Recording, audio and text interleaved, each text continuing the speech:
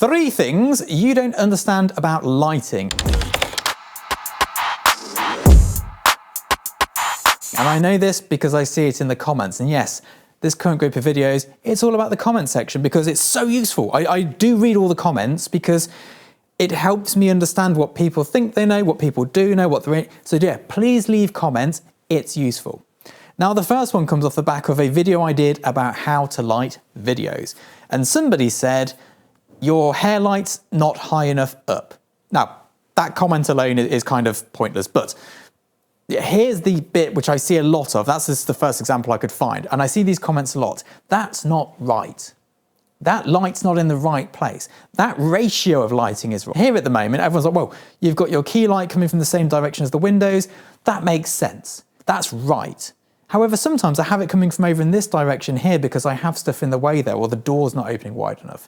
And you know, it's not wrong that it's cross lighting, it's different. Take this picture here, for example. One of the comments on it was, but the sun's coming from the back and I can see a catch light at the front. It's not right. And there's a couple of things to look at within this. And I think it comes into 2 things. One is assuming that there is a right light. There is no right light.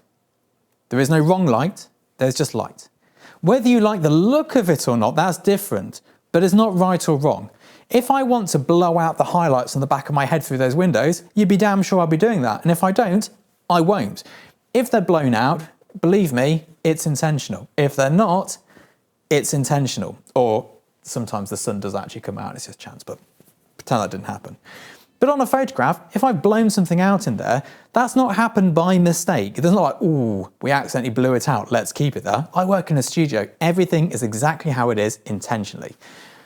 Some things look better than others. And I know everyone goes, oh, it's subjective. And I should be going, yeah, you know, you like what you like. Some stuff does look bad. Sometimes, granted, looking bad is the point. And sometimes we like things to look ugly because we want them to. But sometimes it is a lack of skill. The second part is, does it make sense? Does the lighting make sense? Here it currently makes sense. I mean, it's actually light, it's quite warm on my face at the moment, but it makes sense. We've got soft diffused light here, coming from a door actually, and then we've got windows back yonder, and it all marries up nicely. When the light's hard back there and it's soft here, kind of you don't really notice too much, but it works, it makes sense. It doesn't have to make sense. Absolutely doesn't have to make sense. And this is especially for still life work. Why make it make sense? We can create anything we want. We are creatives. I don't need the ice lollies in the forest to make sense. I don't need the forest full of toffee apples to make sense. And I definitely don't need the corn on the cob forest to make sense. Nor do I need this meat popsicle. But they're all things I've done. It doesn't have to make sense. You don't have to marry up everything to make it all perfect. And sometimes by doing that, and we have done a lot of those composite jobs where we get everything perfect, it looks fake. Sometimes we shoot it so weird that the shadow's going one way and the key lights come in the other way. That's cool. As long as it gives you the aesthetic you want, that's the important bit. Number 2, qualities of light. I'm going to do this really quickly for you because everybody gets baffled by it. Generally speaking, 4 qualities, and 2 of each sit on opposite ends. You have hard, you have soft, you have specular, and you have diffused. Diffused and soft are not the same thing, specular and hard are not the same thing.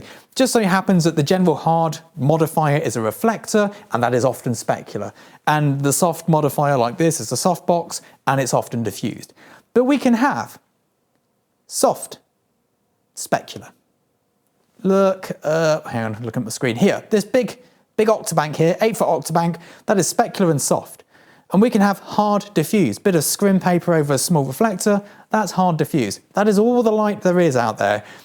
Yes, there's some projection stuff as well, but niche, very niche. We do use it, but it's niche.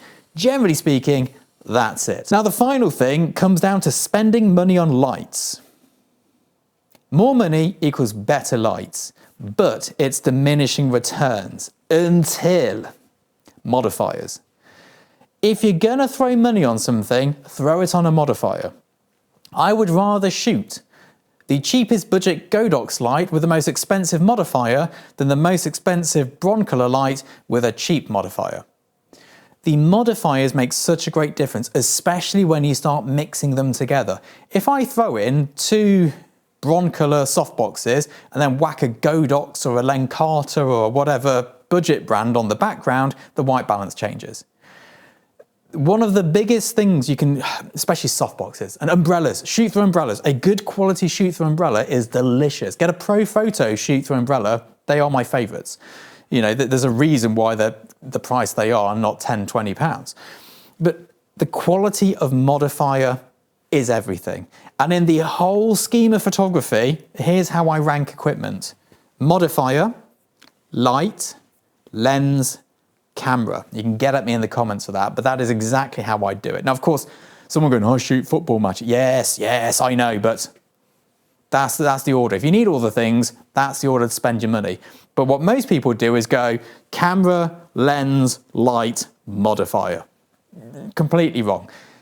I spend thousands on modifiers, or not always money thousands, but hours hunting them down. We have modifiers here because nobody else has them. And having that means I can get a look that nobody else can get. And I know someone's going, oh, well, with this lens, I can get a look no, you can't. The aesthetics of a lens don't have anywhere near the impact as the aesthetics of light. It just doesn't. And most lenses are readily available until you get to ludicrous amounts of money, at which point we probably can't justify them. But there we go. That's the misunderstandings of lighting. I hope you enjoyed this. I'll see you soon. Bye-bye.